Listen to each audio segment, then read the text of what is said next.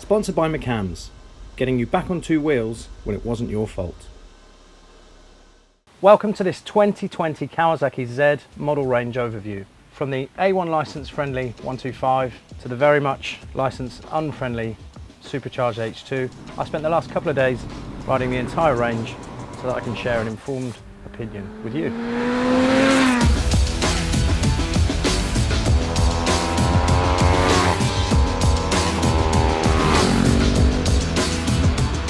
No, they're not choppers, they're motorcycles. And no, Z's not dead, baby. Quite the opposite. And it's Z, not Z, for all you Merkins. Bloody Z. Like this, Z. So before I get stuck into sharing my thoughts on the little 125, I need to just let you know that there is no Z1000 in this range. Kawasaki UK didn't have one available for us to ride, so we've just left it out. I've ridden it loads. If you want to know about it, drop me an email. I can share thoughts on the used versions going back over the last 15 years. I can share details and opinions on the latest one. But what we can't do is show you any footage, so we're not going to talk about the Z1000 for the next 15 minutes or so. Let's go for a ride on this little Z125. Now, if you're of a certain age, probably a couple of years older than me to be honest, but I can still very much remember them. You're probably looking at this and wondering how it would fare against a Kawasaki AR125 from way back in the day. Well, I can tell you it probably wouldn't. In straight line performance terms, this is 15 horsepower, the old AR was 22, zingy, revvy. This isn't that kind of thing. This is a single cylinder. It loves the rev, but it's a different kind of bike. AR125 is like a baby GPZ back in the day. This little Z125 sits perfectly in the Z family, which means it's not sat in the Ninja family. It's not trying to be a baby ZX6 or anything like that. With the little Z125, it was no different to any of the other kind of performance singles that I've ridden. There's a pocket of power way further up the rev range than you expect. On this one, if I remember, it was between about 10.5 and 11,000 revs. There's not much going on in between anywhere else really, but hang on to the revs, get it singing, fire a few gears into it. There's 6, all of them perfectly placed. It's doing everything that big bikes do, it's just taking longer to do it. Now, I don't know if it was on purpose or not, but the producer handily dragged me onto the M40 by accident, he said afterwards. So I can quite confidently state that that bike will do motorway speeds with me and my COVID 19-pound baby that I'm lugging at the minute. There's almost 15 stone on that poor little bike. We were doing 70 miles an hour quite happily along the M40 for a couple of junctions.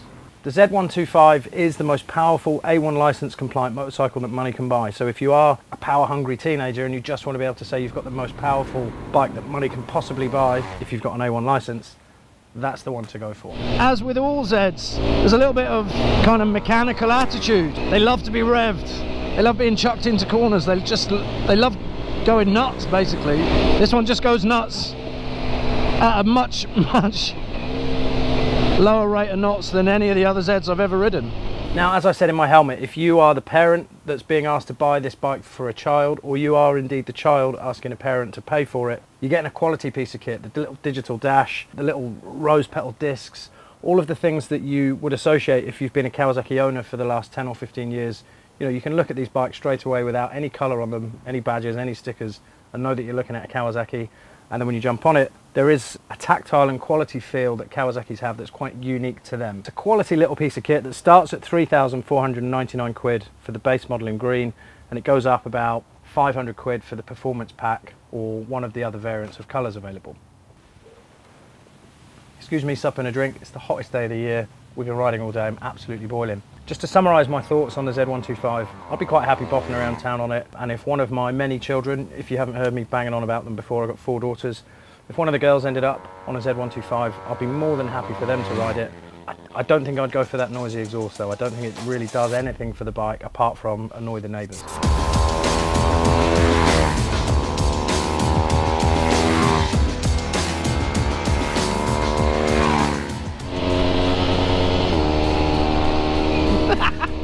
It's fun, it's good fun.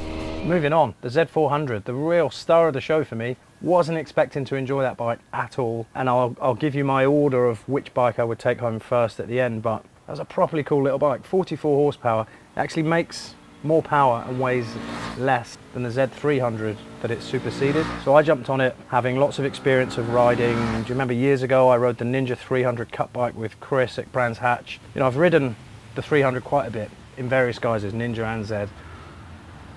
A bit meh with all of the 300s from all of the manufacturers actually. But when you make that step up to 400cc, you just seem to be making a little bit more of a shift into like a middleweight performance, proper performance, usable, zingy, get yourself into trouble performance. The clock set on the 400 is very different to the 125. Reminds me a little bit of the old ER6 F and N from a couple of years ago. There is a gear position indicator, that's quite a handy addition. Speedo is very easy to read.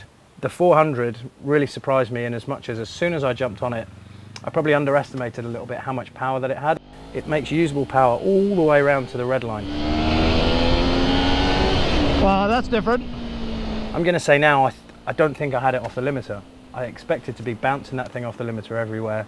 And on the little test route that we devised out in the Chiltern Hills, we tried to do this same loop with every single bike to give a feeling of the difference in performance and capability of each of the models in the range, but also to help you understand visually how different these bikes look when they're doing the same thing. It's a lovely little test road that we found. It's just bumpy enough to give you a feel for what the suspension is doing.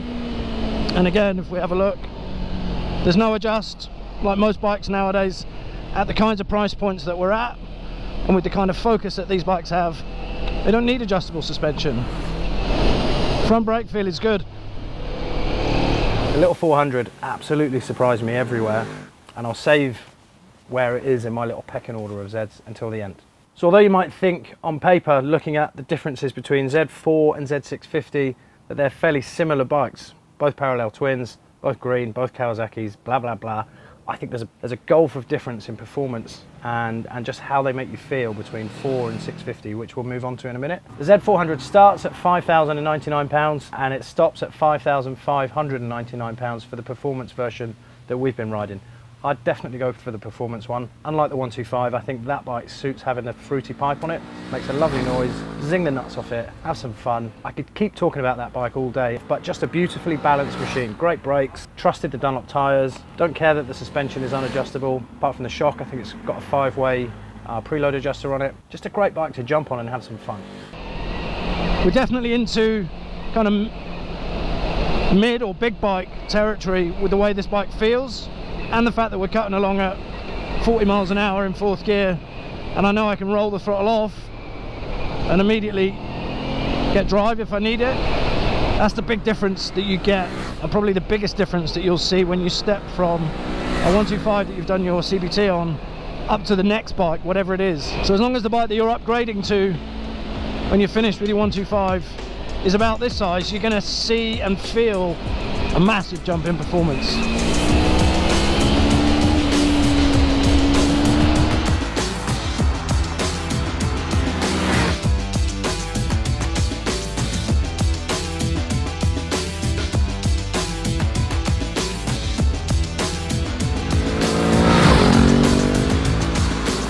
So to the Z650, another parallel twin. It's actually the 2nd generation modern Z650. They've cleaned up the emissions, they've made changes to inlet and exhaust valves, so it still makes the same 67 horsepower at about 8,000 revs as the previous version, but it's getting through EU 4, 5, 6, 7, 8, take your pick, whichever one matters the most at the minute. They've also made a couple of changes to the ergonomics. The passenger seat is a little bit wider and thicker. They've added the TFT dash. That's a really welcome addition for me, and one that when I was it's hot, when I was kind of sliding from one bike to the other today, the family feel between 650, 900 and ZH2 was very much apparent in the TFT dash. It's a really nice touch, and it lets you know that you're on the trajectory to the big boy stuff in the Z range when you're on that 650, but it feels like you might be on the 9 and the ZH2. The riding position is a little bit more extreme than I expected. The pegs brought my feet a little bit closer to my ass than I expected, but it's still a very easy and comfortable bike to ride, in as much as the seat height I think is about 780 millimeters. The standover is tiny, it's such a narrow thing, it's really easy to grab hold of. So if you're a new rider and you're thinking about making that step up to your first kind of big bike, that 650 is going to tick a load of boxes for you. It's got stacks of power, You can rev the nuts off it and it just seems to enjoy being anywhere in the rev range. There's torque at the bottom, there's nice drive in the mid-range, and you can also hang on to gears. So if you're looking for that bike that's going to allow you to just start taking a few liberties with the throttle without showing you massive numbers and getting you into loads of trouble, Z650 is definitely a place to go and have a test ride. I enjoyed the entire ride on the 650, but as you can probably guess, based on what I was saying about the 400, I think I'd probably prefer the smaller capacity parallel twin in this range than the 650. It does do everything, I just don't think it does everything as well as its smaller brother or its bigger brother. If you think that's me saying it's slow, type in Ryan Farquhar Mini Twin Isle of Man TT and then send me an email complaining about how slow you think that bike is. Unlike the 400 and the 125, we're into the realms of adjustable levers now. Tiny little extra touches of quality, simple suspension, quality brakes. Just get around this corner and just stick the brakes on, see what happens. Wait. Well, I tell you what happens, all the water you've been drinking all day tries to come out your mouth. The Z650 starts at 6,649 quid. We rode it at 7,749 quid. That's the performance version. And then for 7,849 quid, you can have the black and white one. Much like the 400, I'd go for the performance one as we've ridden it.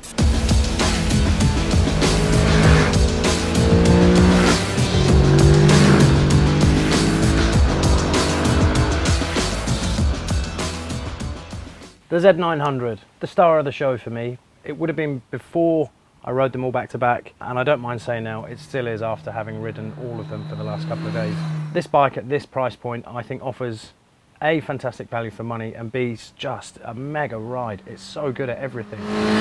In tech terms, you get the TFT dash, you get this Bluetooth Rideology connectivity with your phone. I've tried it with a couple of manufacturers, I'm yet to be convinced. Maybe that's because I'm getting old and I've got grey in my beard now. You get power modes, you get traction control, you get slipper clutch, you get 6 really well placed gears, you get just loads of stuff for your money. But what you also get for your 124 horsepower is the ability to just flatter the riding talent that you might have, flatter the wheelie ability that you might have. I've tried not to pull any over the last couple of days. I did say in my helmet earlier on that I'm making a concerted effort to relieve the tension on the NHS by delivering this 15-stone sack of wine to an A&E department because I've looped a wheelie. So no wheelies over the last few days. I have done some though. Cut to the launch.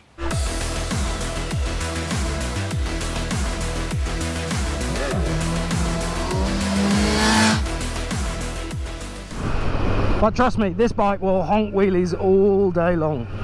It's a real struggle to find holes to pick in this bike. I know I've only been on it for 5 minutes, but I spent a long time riding it on the launch.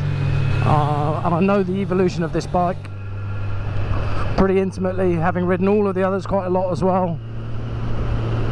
By others I mean its predecessors. Bumps on the inside of this road, yeah, swallows all of them up. Let's have a little zap of acceleration in this national speed limit part. More than enough. I think I said in the original video, the launch video, that the amount of power that this makes in real world terms, for me, is just about perfect. 123, 4 horsepower. More is obviously better and gooder, because more power is always gooder. But speaking realistically, 125 horsepower, that'll do me. Yeah, that bike isn't just a one-trick pony. It really will do little bits of everything, but it does them all really, really well. Whether that's touring, scratching, commuting, sitting in the garage and just staring at it. I think for a Japanese bike, the design approach for me has been properly considered. Not always something that you could say of all Japanese bikes, particularly one that just sits in the almost plain Jane middleweight naked sector. Yeah, on a day like today, I'm smiling just cruising along on this. If a sports bike or somebody that was on a hot one whooped past, I'd be happy to go with them. If not, I'm just going to carry on mooching and enjoy this ride. They've put loads of effort into it and it's really paid off. The base model is 8,849 quid. The performance version is £9,749. I think that is great value for money. In today's climate, wherever the economy is about to go, let's not go there yet. In today's climate right now, all that bike for that kind of money, I think is a bit of a steal.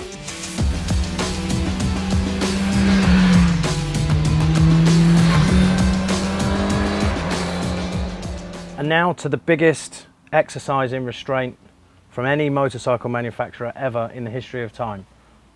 The ridiculous Kawasaki ZH2.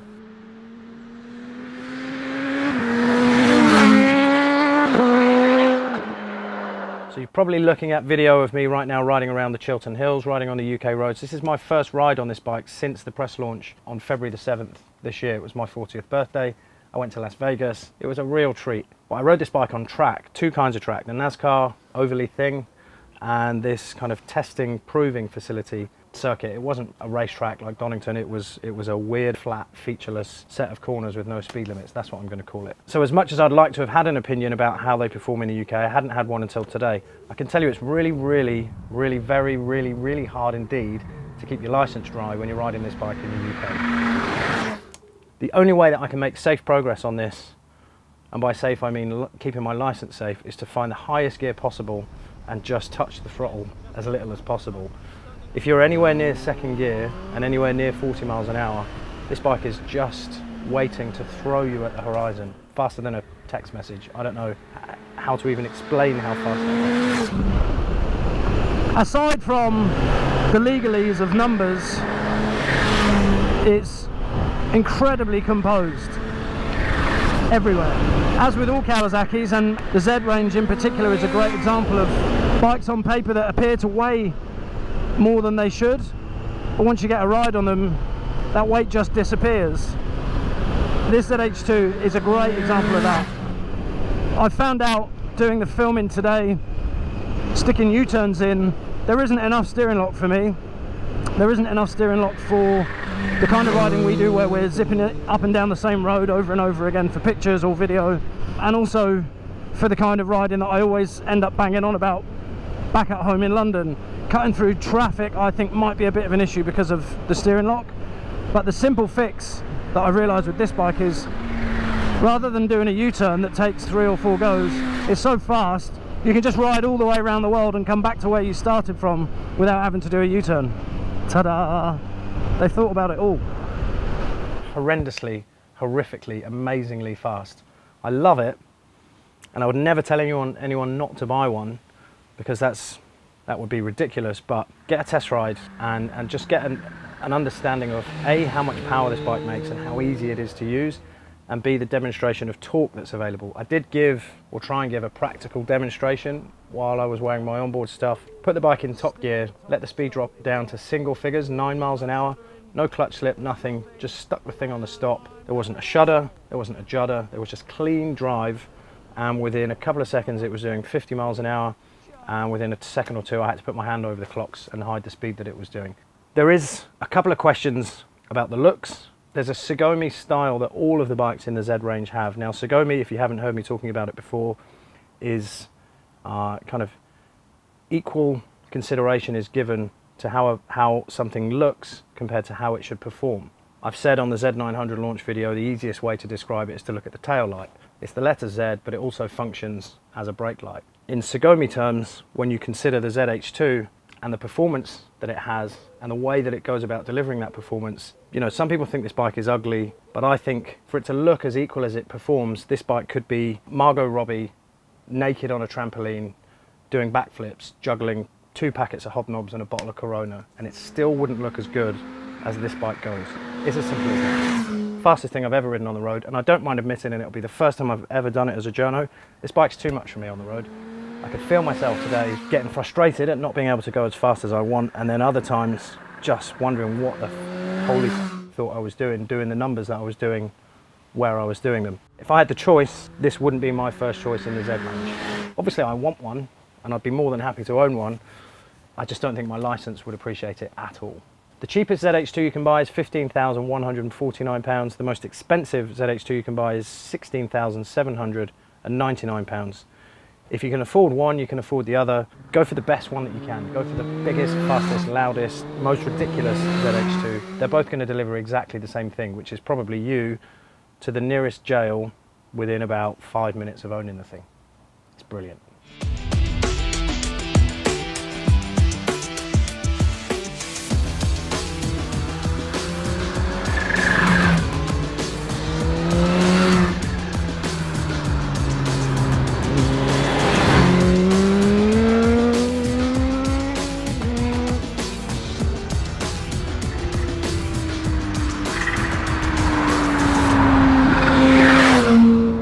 there you have it. A fairly concise overview of 5, I think, sector-leading motorcycles. Whichever area of the market each of these bikes sits in, I think they would be in the top 2 or 3 of that sector of the market. I've had a brilliant couple of days, not least because I got to watch the producer pushing bikes in and out of the van. Trusty Ford Transit has been on hand over the last few days, helping us shuttle these bikes to and from Kawasaki UK here up into the Chiltern Hills. So yeah, I say it after all of my reviews, but now matters more so than ever, thanks to coronavirus and lockdown and people not getting out and riding and buying bikes. Your dealers need your support as much as possible. So get yourself along for a test ride, steal their coffee, kick their tyres. You don't even have to buy a bike. I can guarantee, much like all of the other manufacturers, there are some scorching hot 0% finance deals going around at the minute. You might find that you can treat yourself to any one of these 5 bikes, and I guarantee you'll be happy with what you buy. Oh yeah, just to finish, I said at the start that I would list my favourites in order of favourite. So I'm going to start with the Z900, obviously, and then it's a toss-up between ZH2 and Z400. I think heart says ZH2, head says Z400, so let's go Z9, ZH2, Z4, Z650, Z125. There you go.